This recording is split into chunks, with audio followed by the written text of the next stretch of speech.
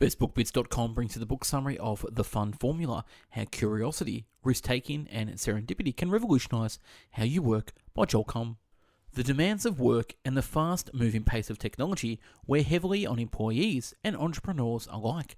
The hustle and grind lifestyle that most of us have brought into is simply unsustainable, leading to physical ailments, emotional burnout, and a darkness in the soul. Joel Comm has found a better way. In The Fun Formula, Comm demonstrates that the best path to success in work and in life is to focus on our passions, curiosity, and the things that bring us great pleasure. Doing so not only leads to more dramatic results, but to a more fulfilling life. Through stories and anecdotes from Comm's life and those of others, famous and not, The Fun Formula reveals how subtle changes in our thinking and routine can enable us to design the life we truly desire, one of significance and joy. Now, before we start this summary, we at Best Book Bits have done over 1,000 book summaries in video and audio format, so follow us on YouTube, listen to us on Podbean, and follow the website bestbookbits.com for the written book summaries. On with the summary. A new approach to life. How many times has someone told you what you should do about something? Maybe you've even been guilty of doing it to someone else. Joel did it, so did I. But Joel's proposes that we don't ever let anyone should on you. Not let anyone tell you that you should write this, or go to there, or be with this person, or get married, or get divorced, or move here, or take this job, or leave that job. When we hear that we should as adults, what we aren't actually hearing is people telling us how to live our lives.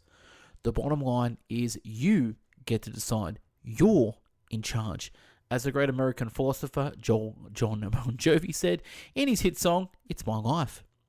Ultimately, no one has to answer for your life but you. When you recognize that truth, you'll be empowered to change. You'll throw off the fear of change, and you'll be prepared to walk through any of the doors that appeal to you. And you'll have a whole new attitude toward life. Where do we find fun? A good place to start looking for your fun is with a list of the things that make up your life and asking yourself how happy you are with each of them. Really, evaluate how you feel about your current state of your life. It could be playing music, it could be writing, it could be painting, it could be debating, it could be helping others. There are so many different ways that we can demonstrate our gifts in the world. Go back to what used to make you happy, whether it was last week, last year, a decade ago, or when you were a kid. What did you do as a child that brought you a sense of joy and purpose? There are clues there. Our life leaves little breadcrumbs that lead us to where we should go. Working hard versus working smart. In the world where business is something to be admired and hard work something to be respected, it's not surprising that people are afraid of free time. Those leisure hours produce guilt. We feel that we're stealing time for our family or from building our dreams. By the same token, we feel wrong about achieving results from little effort. We're so used to the idea that rewards only come from hard work, that if we make a six-figure deal after outsourcing the hard stuff and sending a few emails, it feels unfair. Certainly, there will be times when you have to hustle, open a new restaurant, and you'll be putting in long hours at the beginning. There are seasons when long hours are necessary, but at the same point, even the restaurateur will have to step back and hire a chef and trust someone to manage the restaurant while they reap the profits and look for a place to open a second location. The alternative is a high blood pressure, exhaustion, and broken relationships. Today, something that sounds too good can still be true.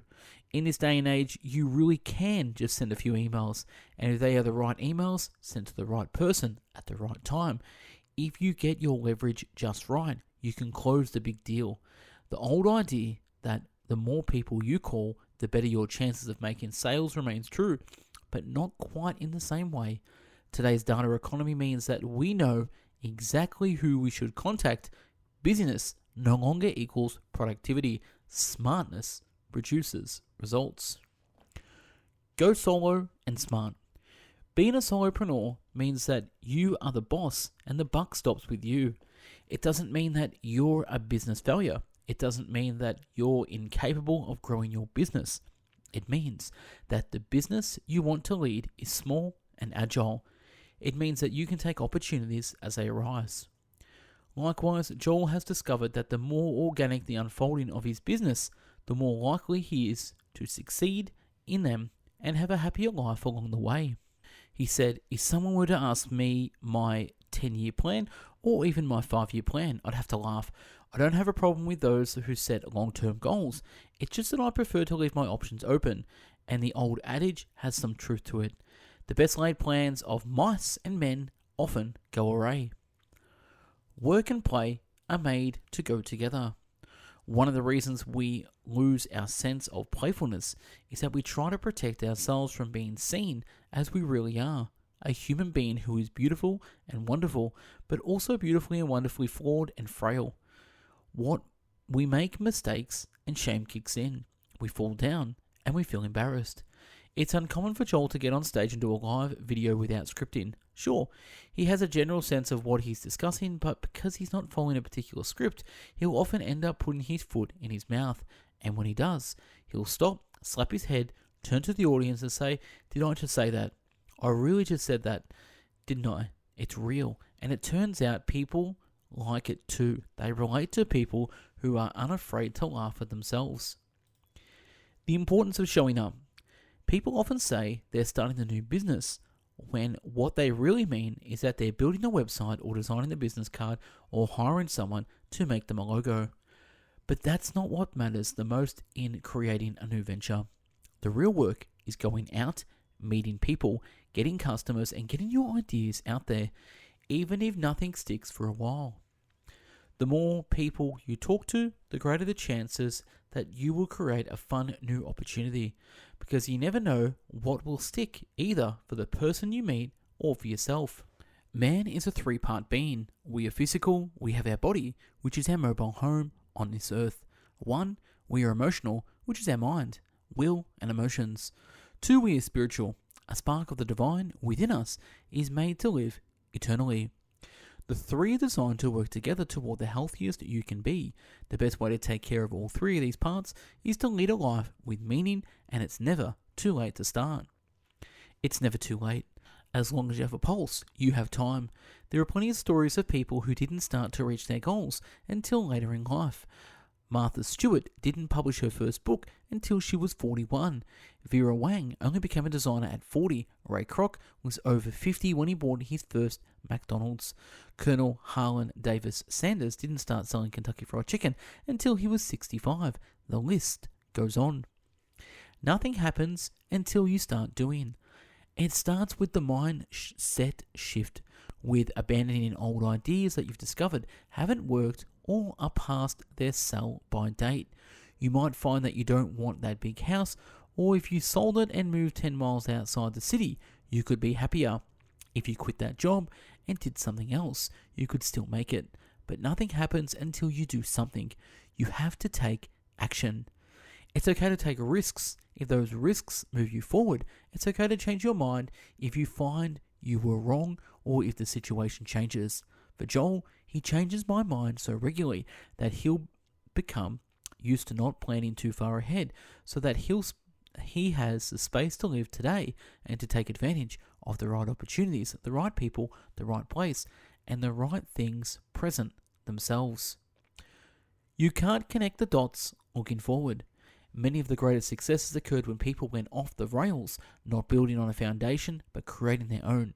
Only in retrospect can we say that Mark Zuckerberg's decision to leave Harvard to focus on Facebook instead of completing his degree first was a good idea. He took a risk. Part of following a dream is having the courage to create your own models of action, to find your own way of doing things. Not every trail has been blazed. Not every signpost is marked. Just because we've mapped the world doesn't mean that all the paths have been laid. The seabed is full of treasures and sunken ships and species we haven't discovered yet. As long as there are people with big dreams and big ideas, there are new places to go and a time to set sail. There's more to this life. People often realize too late that there's more to this life. The later we realize it, the greater the regrets. And regret is a horrible thing. We all have regrets. We've all done something we wish we hadn't. But no one ever looked back and says, I had too much fun. I enjoyed my life too much. I enjoyed what I was doing, and I enjoyed the people I was with. I should have spent more time in the office. The worst regret we can ever have is to have never tried, to have never attempted to reach what we hungered for, and doing that sometimes starts with formulating a new dreams and new hopes based on new circumstances. And that's a wrap on this book summary, Fun Formula. If you like this summary, give it a like and comment and share. If you want more summaries, we've done 1,000 book summaries at bestbookbits.com. Follow us on the website, bestbookbits.com. Listen to us on Podbean and check us out on YouTube. Thanks again for watching and listening. Have yourself an amazing day. Take care. Bye-bye now. And also, if you want me to do a summary, comment below.